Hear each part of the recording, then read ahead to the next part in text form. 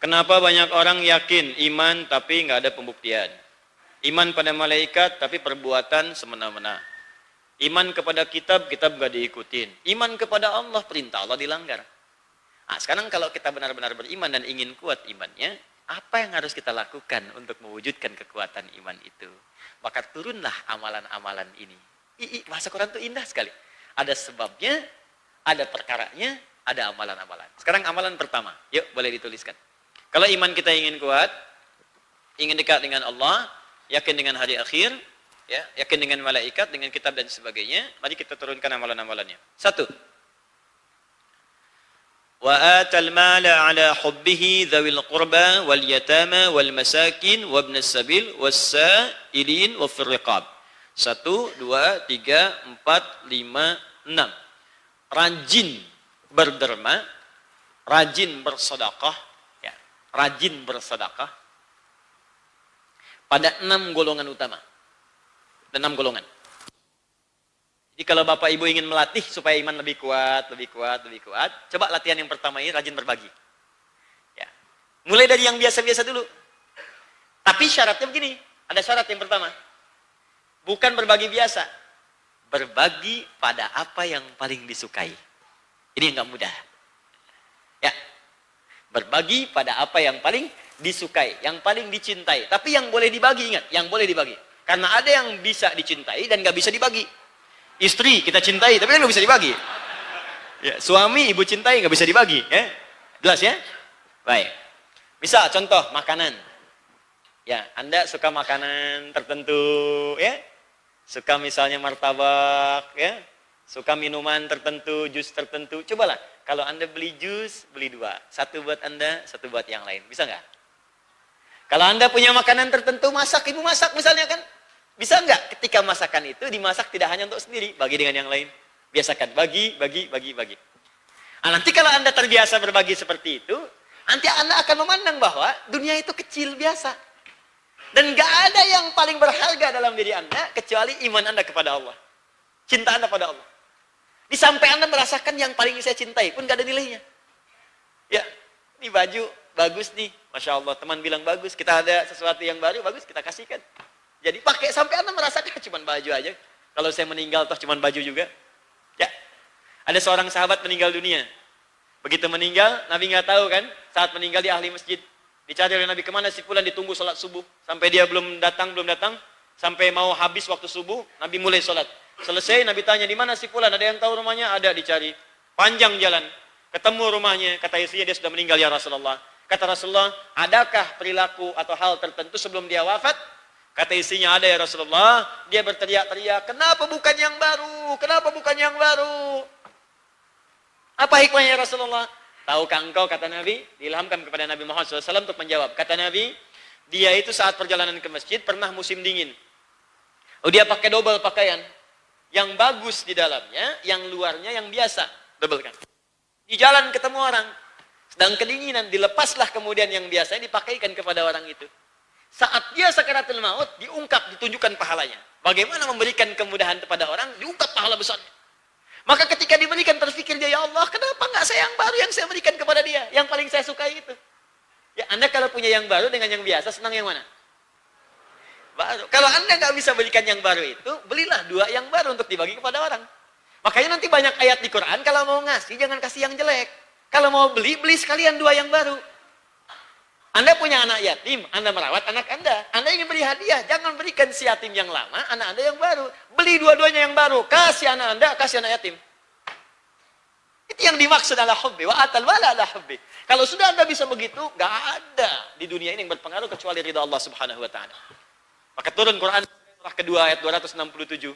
Wala tayammamul khabitha minhu tunfiqun walastum biakhidhihi illa an tughmidu fi. Jangan sampai engkau berniat ingin memberi tapi engkau melihatnya pun enggak suka. Maka turun Quran surah kedua ayat 215. Yas'alunaka madza yunfiqun qul ma anfaqtum khair. Mereka bertanya kepadamu apa yang harus infakkan, katakan Muhammad kalau pengen infak cari yang bagus-bagus, berbagi.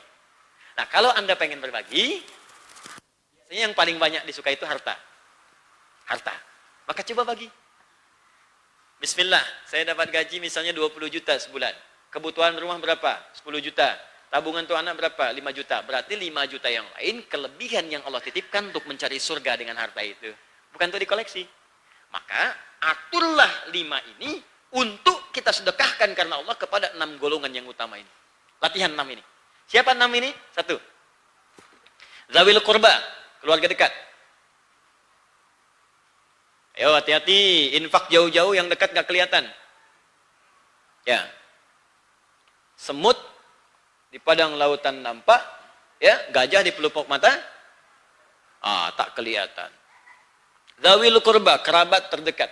Anak bibi, anak paman, anak kakak, anaknya adik yang sudah berumah tangga, mungkin ada kekurangan, tapi mohon maaf, gak bisa mengungkapkan, malu untuk bicara, Anda yang harus memberikan tanpa menunggu dia meminta.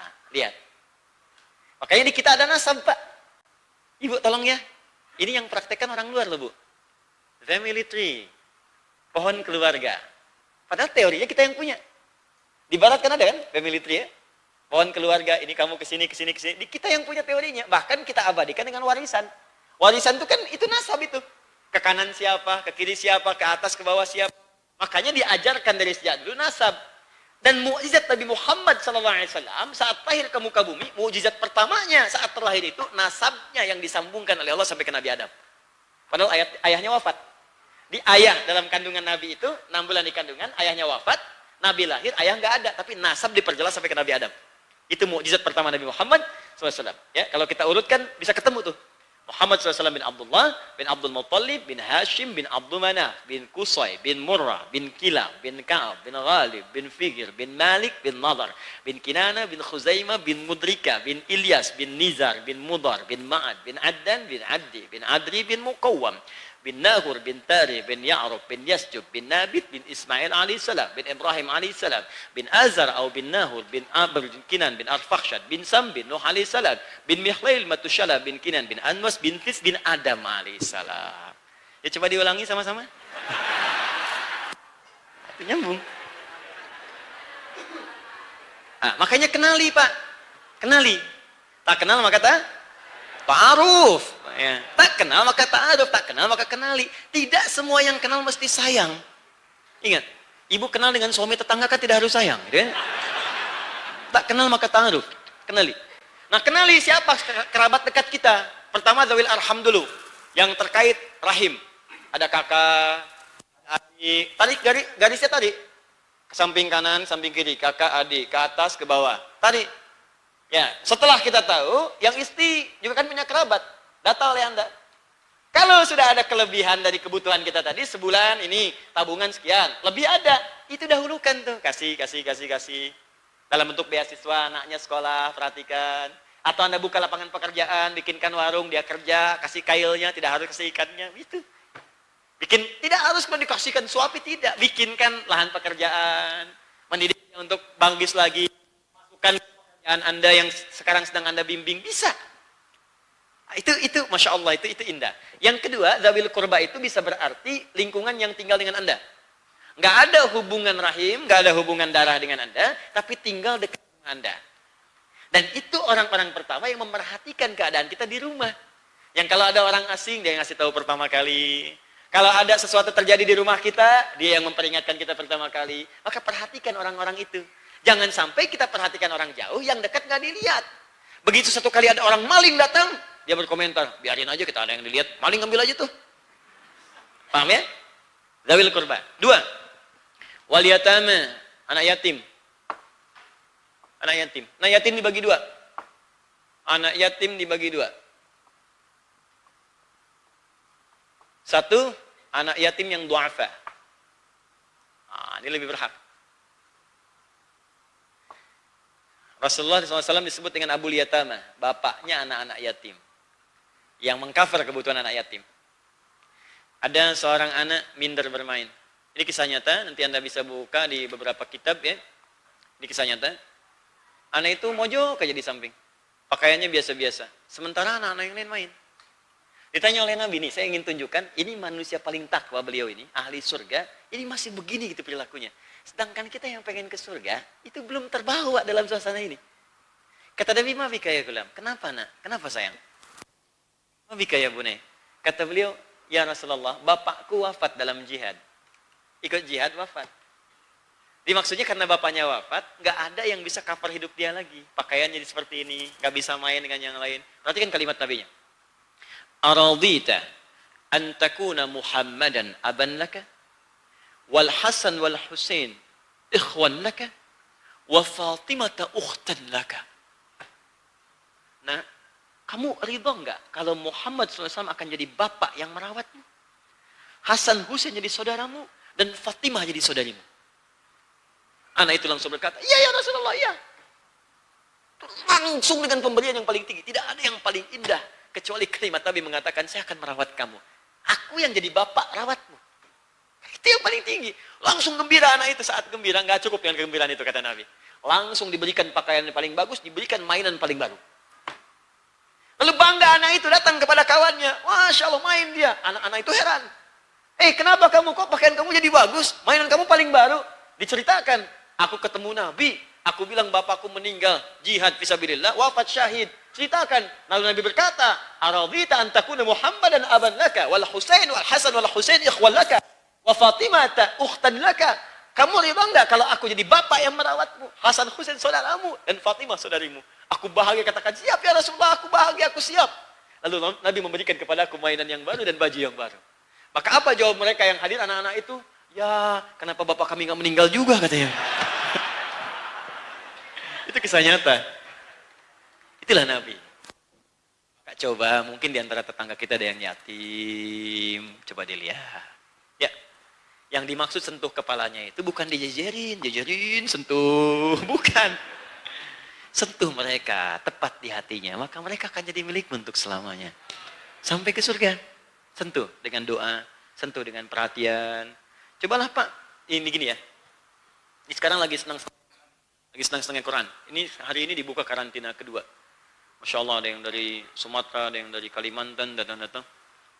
Coba Bapak cari anak yatim tuh. Misal, biayai dia menghafal Quran. Termasuk pesantren penghafal Quran ya. Demi Allah saya katakan, abadi pahala mengalir untuk Anda. Tidak ada yang paling mulia dalam hidup ini disebut oleh Nabi kecuali ahli Quran. Begitu dia hafal Quran, maka setiap dia membaca Qurannya, pahala mengalir kepada Anda. Coba. Yang kedua, orang yatim yang mampu. Yatim yang mampu ini tetap diberikan perhatian. Bukan zakat sifatnya infak. Bisa diberikan hadiah, ya disupport, diajak jalan sama-sama, perhatian. Bisa demikian. Saya agak cepat, saya tutup 5 menit lagi. Wal masakin, orang miskin.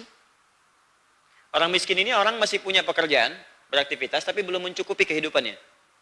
Kalau fakir, memang serabutan, nggak bisa sama sekali. Pekerjaan nggak tetap, kehidupan belum terjamin. Tapi dituntut untuk berikhtiar. Di antara ikhtiarnya, disentuh kita untuk memfasilitasi dia. Ya, jadi yang masakin ini Pak, tidak harus disuapi dengan ikan.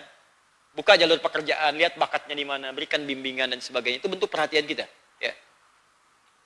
3 itu, 4 Ibnu Sabil. Ibnu Sabil ini jarang Pak, langka. Tapi bukan yang dibuat-buat ya. Ibnu Sabil ini orang yang dalam perjalanan, sifatnya khususnya perjalanan baik. Kemudian karena keadaan tertentu, bekalnya nggak ada, hilang. Nah, maka kita boleh membantu dia, berhak membantu dia. Berikan bantuan kepada dia. Ya misal, Anda punya uang 10.000. 10.000 itu buat beli misalnya buah naga tuh, udah kita siapin. Tiba-tiba di jalan ketemu Ibnu Sabil. Ya, butuh Pak, tolong Pak. Saya ini mau ke pesantren, uangnya tiba-tiba hilang misalnya. Gak lanjut ke pesantren, butuh pas ongkosnya 10.000. Pertanyaan saya, teruskan beli buah naga, berikan kepada anak itu untuk melanjutkan perjalanan.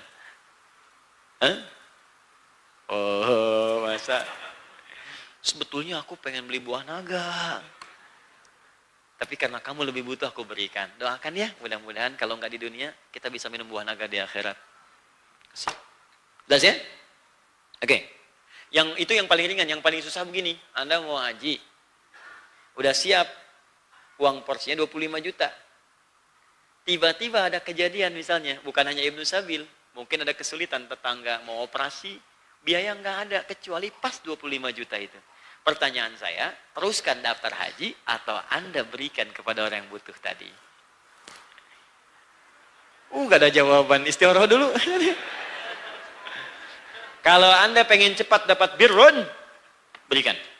Itu langsung keluar ayat, turun ayat langsung di Ali Imran, Quran surah ketiga 92, paling kiri sebelah atas.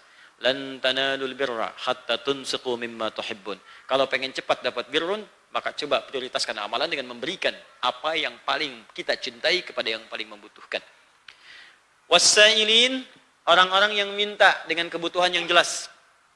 Kebutuhan jelas. Dan kita ada untuk memberi. Kalau tak ada, referensikan. Ya.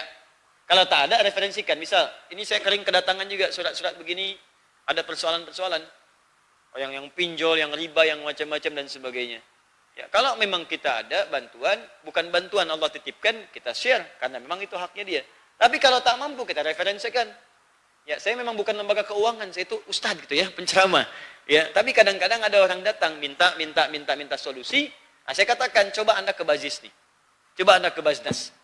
Ya, arahkan ini. Kita kasih surat pengantarnya. Kita urutkan misalnya ke tempat tujuannya. Karena kita nggak punya, kasih. Ada untuk ongkosnya saja, berikan ongkosnya. Jelas ya? Ada orang-orang yang kadang-kadang memang dikirim oleh Allah untuk kita bisa memaksimalkan amal soleh. Tapi ada orang-orang tertentu yang ditunjukkan oleh Allah, bukan yang seperti ini yang harus diberi. Jelas ya? Datang bawa map, ya, selesai dari map kita, pergi ke map yang lain. Ya. Datang ke tempat lain, hari ini mu'alaf, besok mu'alaf, 16 tahun jadi mu'alaf. Ya. Datang ke sana, datang ke sini, jangan merendahkan diri kita di hadapan orang. Jelas? Baik, yang terakhir, wafir niqab, kalau yang ini sudah tidak ada, yaitu dulu ada budak. Budak ya, sekarang sudah tidak ada perbudakan itu. Bahkan Islam itu mengabadikan ayat ini, bukan ingin mengabadikan perbudakan. Jangan salah berpikir. Justru ayat ini turun untuk membebaskan perbudakan. Awas, hati-hati. Zaman Islam dulu sebelum Islam datang banyak budak. Budak. Maka turun ayat di Islam. Apa di antara ayatnya? Ayat pernikahan. Nikah itu di zaman jahiliyah, zaman dulu, kalau budak dinikahi oleh orang yang merdeka, anaknya merdeka. Makanya di antara cara untuk mengentaskan perbudakan, demikian. Infak, dibeli langsung. Abu Bakar membebaskan Bilal, beli. Ada lagi apa? Pemberian, supaya dia terangkat, derajatnya diangkat. Di ayat-ayat yang disebut perbudakan dalam Islam itu, di Al-Quran, ada ayat budak, itu bukan ingin berbicara tentang perbudakan. Itu adalah turunan untuk mengentaskan perbudakan. Supaya nggak ada perbudakan di bumi. Nah sekarang sama orang liberal itu dipelintir Pak, diputar balik. Terus dibikin isu. Islam memandang perbudakan, Islam begini. Aduh Joni, sebelum ada itu, Quran tuh udah turunkan ayat supaya bebas perbudakan. Gitu. Sebelum ada piagam PBB, piagam macam-macam, itu 15 abad yang lalu udah turun ayat. Cuman mereka karena nggak belajar ilmu Al-Quran, jadi menafsirkan Quran dengan nafsunya. Jelas ya? Ya. Nah itu 6. Jadi mohon izin, saya berhenti di 6 ini. Mulai sekarang kita praktek. Ayo. Saya belum ada yang dibagi. Ikhtiar untuk mendapatkan itu dengan niat berbagi. Itu caranya. Di berdoa dari sekarang, ya Allah, saya pengen mengamalkan ayat di Al-Baqarah 177, ya Allah, berikan saya rezeki yang luas supaya saya bisa berinfak. Dari sekarang, terus ikhtiar. Kalau sudah dapat, dilihat kebutuhan kita. Kalau lebih, itu adalah jawaban dari doa kita. Maka mulai kita berburu. Sebulan ini, bismillah, saya punya misalnya 100.000 rupiah. Bagi. Oh, ini ada 5 golongan, 100.000 bagi 5, 20.000. Cari anak yatim, cari, ya. Gak usah dipoto-foto, ceklik, pasang status, gak usah. Ya, kasih aja, kasih. Jelas ya? Baik, bagi ke dalam berapa? 5 golongan utama. Yuk, satu apa? Kerabat terdekat. Kedua apa? Tim. Ketiga apa? Miskin. Keempat apa? Ibnu Sabil. Kelima apa? Baik. Ya, alhamdulillah. Paham sampai sini? Paham. Udah, berhenti dulu sampai di sini. Supaya nanti amalan yang selanjutnya kita bisa turunkan lagi, kita latihan sedikit-sedikit dulu. Ya, sedikit-sedikit dulu. Kalau sudah sedikit-sedikit bisa, yang lainnya kemudian mudah untuk dikerjakan. Ya, awas. Ini kan saya lihat ada yang kadang di masjid ada kotak infak dan macam-macam. Maka DKM juga arahkan kepada yang benar itu. Kalau saya boleh usul, itu kotak-kotak itu dituliskan peruntukannya. Misal, zakat, tuliskan zakat. Yatim, tuliskan yatim. Supaya orang tahu kemana masukkan zakat. Karena kita nggak bisa menduga hati orang. Nanti niat-niat untuk zakat dimasukkan kotak infak. Itu yang sulit nanti untuk bisa menyalurkannya. Nah kalau sudah ada, maka keluarkan peruntukannya. Untuk yang ini latihan iman. Tidak harus tunggu kotak infak di masjid. Apa yang kita ada, itu yang kita salurkan. Paham insya Allah? Terakhir, tidak harus dalam bentuk uang. Karena sifat mal, itu bisa uang, bisa makanan, bisa pakaian, yang sifatnya fisik. Bisa makanan, bisa pakaian, bisa alat tulis menulis dan sebagainya. Uang 20.000, pengen banyak yatim yang terima, berikan buku tulis. Berikan, karena anak yatim buku tulis. Dapat 4, alhamdulillah ada 4 dapat kita dapatkan. Berikan makanan, 5.000 misalnya kan, untuk minuman, jus alpukat, dapat 4 orang, Jelas ya? Jadi kita mesti cerdas supaya kuantitasnya banyak, dengan modal yang sedikit, keuntungan dapat banyak. Ya, paham ya?